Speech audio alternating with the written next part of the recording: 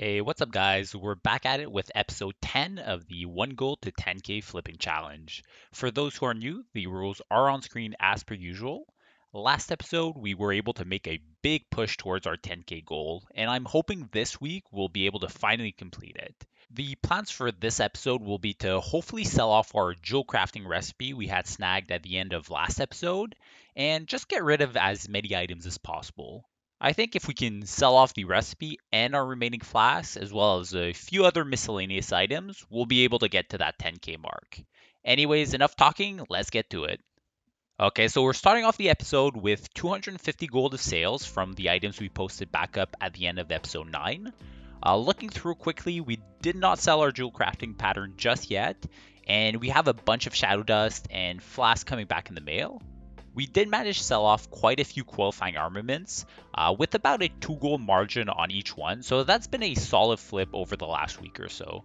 For our second mailbox, we have another 200 gold of sales, so it's a pretty good day overall, even with the little amount of items we had posted up, so I'm quite happy about that. We were able to sell a stack of Kibler's bits and quite a few marks of Sargeras at 50 silver each. Unfortunately, the price we bought those last episode, it was around 40 to 45 silver each, so ultimately not the biggest flip, but a sale is a sale. So we got all of our items relisted back up on the auction house, and I was going to leave it at that for the day, but I think it would be a bit boring if we didn't buy anything, so I'll go ahead and grab these dark runes. I think this will be a very simple flip. There's around a 1 gold gap at the 14 to 15 gold price point. I was hesitating and thought maybe we should just reset everything and list them at 17 gold, but there's just quite a bit of dark runes at the 15 gold price point. And honestly, this item is just so easy to farm that I wouldn't even be surprised if I end up getting undercut within a few minutes after listing mine. So we left it at that for the day. Really quickly, these are all of our auctions, and this is the slash plate for those of you guys who've been asking to see it. So let's hope we get some good sales today, and I'll see you guys tomorrow morning with an update. Hey guys, it's actually Thursday afternoon. I just wanted to show you guys really quickly. I found a buyer for our jewel crafting pattern. It's nothing too crazy, but we managed to sell it off for 500 gold. I remember we had bought it, I think it was like 2 days ago or so, for 350 gold. So overall, a pretty decent flip considering the little time sink this took. So I'm quite happy we were able to sell off our pattern last night. This now puts us pretty much bang on at 9,000 gold. And for today's sales, we have one mailbox for 700 gold. Damn, so close to our 10k mark. We'll just be roughly 300 gold shy. It looks like we sold a fell iron rod and a bunch of our dark runes sold as well. Pretty much all of them for 16 gold each, so that's a solid return. We also sold a few of our huge emeralds for about a 2 gold profit on each, and a golden pearl for 14 gold margin. So I'm really happy with today's results. I'll go ahead and post all of our items back up and take some time to think about how I want to go about this last 350 gold or so we need to get. Okay, so the plan originally was to try and find someone to buy our last few remaining flasks for 40 gold each, which is like 20 gold under the auction house price right now. Even at that price, unfortunately, no one seems to want to buy them. So what I'll do is I'll actually buy some large brilliant shards. It'll unfortunately put us further away from our goal. Kind of counterintuitive, I know, but there's a nice price gap at 6 gold. So I think if we buy everything and relist it at that price, hopefully everything sells off and we get our last few hundred gold this way. Alright, so these are the auctions as well as the slash played. Some of you guys have been asking in the comments as to why typically I don't relist my items multiple times in the same day to hopefully have a better shot at selling them. And the reason why is that, well, first off, I unfortunately don't have the time to babysit my auctions each day. If we did, I'm sure our results could have been a lot better. But also, I wanted to make this series as relatable as possible. And I know very few people have more than maybe 30 minutes to 1 hour a day to actually farm gold or flip items and so on. So hopefully I achieved that with this series and made it as relatable as possible. Anyways, enough rambling. I'll catch up with you guys either later tonight or tomorrow morning with an update. Hey guys, so this is Friday night and I hopped on for a few minutes to see if we could actually find a buyer for our last few remaining flasks of distilled wisdom. I figured if we can sell these off, we'll just be a few gold away, and I actually found someone through trade chat who was willing to buy all 11 flasks for 40 gold each. It's a bit of a bummer because we probably bought our mats for around that price, but I'm not too sad about it. We did sell a few of our flasks earlier on in the week for around 70 gold each, so that makes up for these ones that are selling at a lower price. So with all of that said and done, we got 9,970 gold in our bags. Keep in mind, we still have all the items we actually posted on the auction house earlier. So I'm really hoping we at least get 30 gold of sales within those items tomorrow, and we'll be able to finally say we've completed the challenge.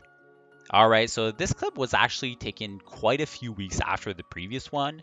We just simply left our auctions sitting in our mailbox. I just never got around to recording it. But there we go, we got almost 200 gold of sales in our final mailbox opening of the series. And it's coming from all of our large brilliant shards. We actually lost a bit of money on these when you factor in the auction house cut as well.